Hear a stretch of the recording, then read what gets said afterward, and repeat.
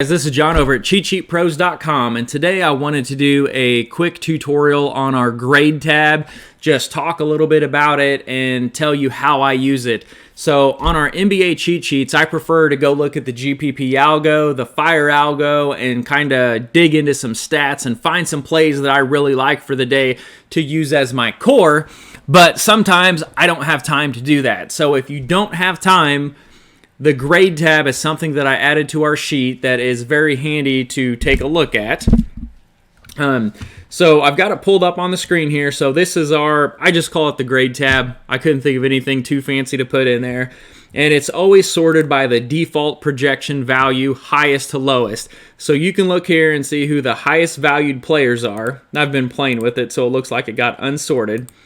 So you can look at it and see who the chalk plays are going to be, or who most touts are projecting to have the best night. So what we want to do, if you don't have that much time and you're just using basic projections that are in an optimizer, just find out which chalk plays you can exclude and run your lineups without them, and you'll be ahead of the field. So that's kind of what I made this tab for. And then if you want to put custom projections in, we have some custom projections over here, and if you ever want to upload those into like Fantasy Cruncher, you can just copy this, and on their site they've got an upload projections, copy it, paste it, put it in there, good to go. So a couple things to look for. So if you've been in our Facebook group for a while or our premium chat, you know that we're looking for minutes equals money. So any player that has a total edge over 100 and minutes over 30 is someone we want to look at as a core play. And usually every day I go back and look to see how those players did. What I have found looking over all last season and this season is if a player is projected for 20, 25 minutes or less, there's a lot of variance. They may or may not get those minutes. So if they've got a player that's suddenly projected to go from playing 15 minutes to 30, you want to understand why he's getting those 30 minutes. Is he a point guard who's coming in and starting? He's probably going to get the minutes. If he's just in a rotation of 3 guys and they suddenly think he's going to get the minutes, he may not get those minutes. Another thing that we look at is DVP spots are tough. But if you're a stud like Giannis, Harden, Westbrook, DVP doesn't matter. Those guys are going to score. They're unguardable. Just like in NFL, if you've got Michael Thomas and these studs, they're going to get their points, so DVP doesn't mean as much as it does to the average player.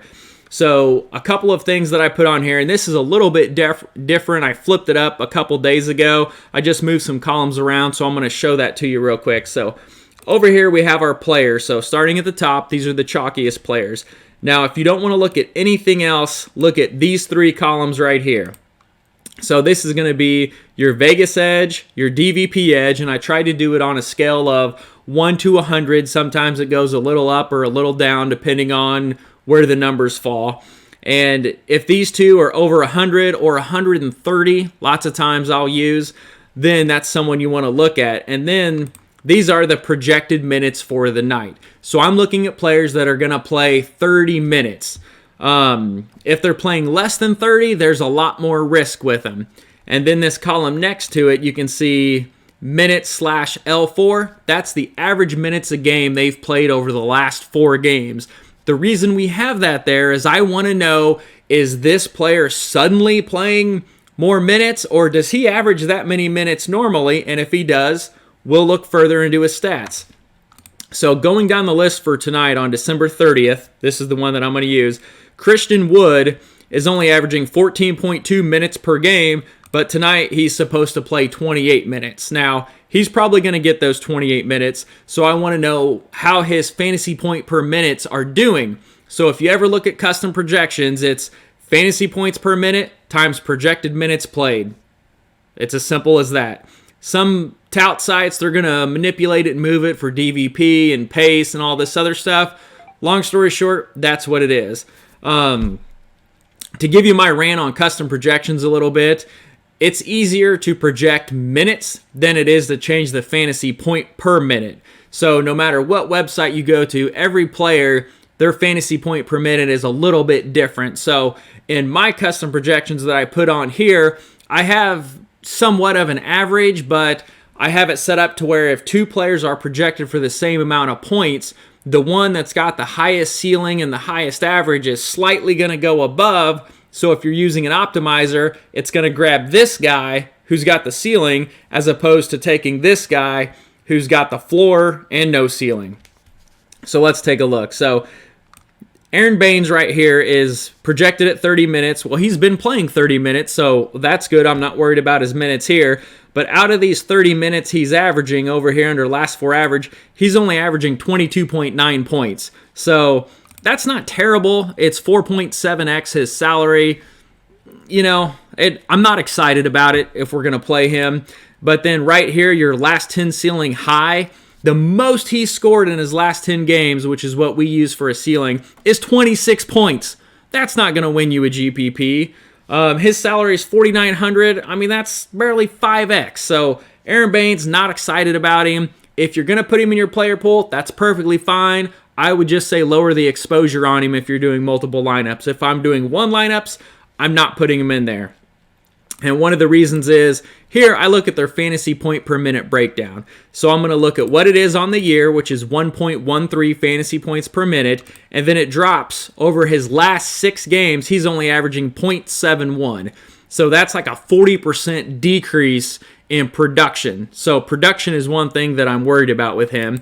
And even his ceiling game, so during his last 10 games, the best game that he had, he was only producing at 1.1.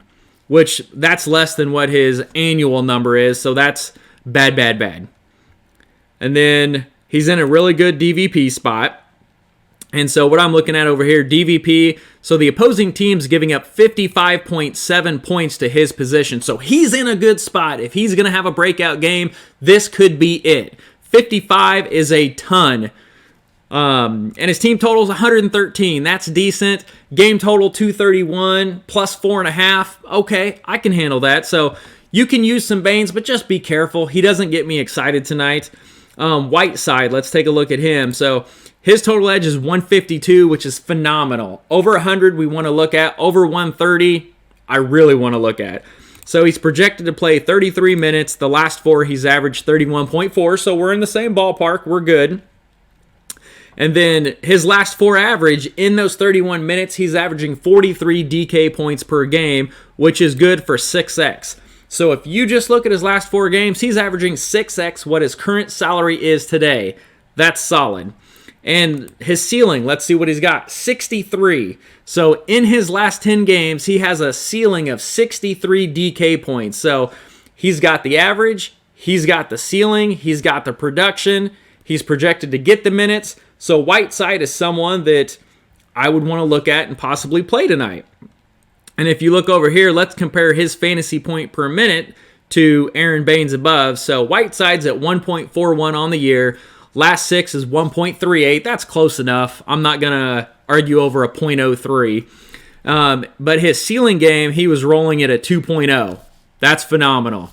And the reason we look at the fantasy points per minute on the ceiling is because I found some of the ceiling numbers, when I look at those, it was a double or triple overtime game. They end up playing 48 or 50 minutes, and their thing was astronomical. So if you look at it from a fantasy point perspective, it brings it back into reality, so to speak. And then we look over here, his DVP, team total's good.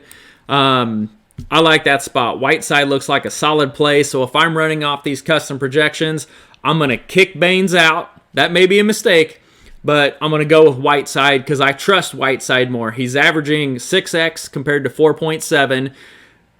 Baynes has a ceiling of 5x, and Whiteside's is massive. I mean, what's that, 8x, 8.5, 9?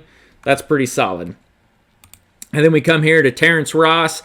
I would probably use him a little bit, and the reason is he's got an edge over 100, but his minutes are less than 30. Now they're at 28, and he's been playing 27, so that's decent. So let's see what he's done with those minutes. So he's been averaging 23.4. At 4,000, that's not bad. He's pushing 6x. About 5.5 is what he's averaged the last 4 games, so okay, I can get behind that. And his ceiling game of 36, all right, that's pretty solid. So I don't mind using him in the player pool. His fantasy point per minute here did drop a little bit. Not too concerned with that because he's got a good ceiling. He's been averaging solid numbers. We're going to go down here to Bojan. And he's projected 35, been playing 34. In those 34, he's been averaging about 30 points. That's less than 5x. A ceiling of almost 50, that's decent. So not real excited about him, but don't mind him in the player pool. Hunter, his total edge is 33, so that is not good. So basically his team implied total is only 100. The DVP to his position is less than 42 points, and they're an 11-point dog. So that's someone I would be leery of. And then in those minutes that he's averaged, the 32.6, he's only putting up 4.4x, 19.8 points, so that's not too exciting. He does have a good ceiling, but based on his DVP and his team implied total, I'm not looking at him to get to his ceiling spot tonight. So he's someone I'm probably going to throw out. Towns is questionable. He's been out for a while, so I'm going to go ahead and skip by him. And then let's look at a couple more here. Or here, let's just go down this list. So if we look at total edge minutes over 30, so we're looking at Baynes. We investigated him. Not exciting. And then Whiteside, he's 150 and 33. He's over, so we're going to look at him. We really liked his numbers. He impressed us. Bogdanovich, or I like to call him Bojan. I don't know if that's correct or not. He's kind of so-so, 4.8, decent ceiling. Might look into that a little further. Hunter, going to throw him out. His total edge is terrible. Team implied total, DVP, blowout risk. Towns is questionable, but there's a lot of them that are kind of showing up here now. So we got Carmelo, Dinwiddie, and Bazemore. And they're all kind of just over 100, below 133, right around that 29 to 34 minutes. Some have been doing decent, some decent ceilings, but I'm not going to go through these stats for each individual player. I just want to show you, look at the grade tab. On our afternoon update, it's going to have the latest projections on it, and then you can weed out the players. So look for a core that's going to play 30 minutes and have a total edge over 100. 130 is good, and you've probably seen my screenshots I put on there like, hey, these guys hit, these guys missed, and you can see the differences. So over 100, over 30, that's a good core because you want guys that are on the court. Minutes equal money. And then even if you go down this list here, here's one that jumps out. So 174 for a total edge is phenomenal. And 30 minutes.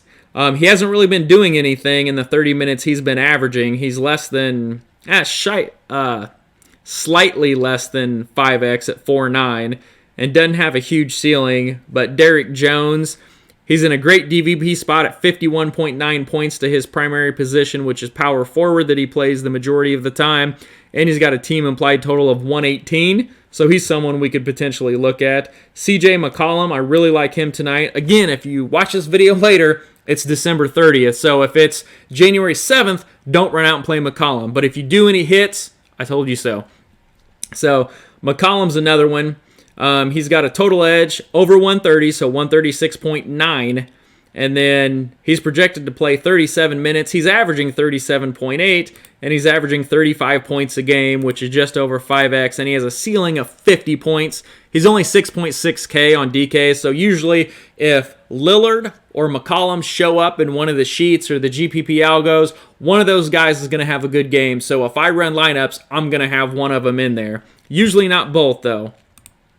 And then we're going to come down, and let's take a look at his fantasy point per minute. What you want to focus on in the fantasy point per minute breakdown is to make sure this last 6 average in the year, it's somewhat close. I don't mind a plus or minus 5%, but if you get something that's dropping 20, 30, 40%, that concerns me. And a lot of the times when I go back and look at the cheat sheet, those guys are flopping. So that's an early indicator of someone who might not reach that projection or might not get those minutes that we expect.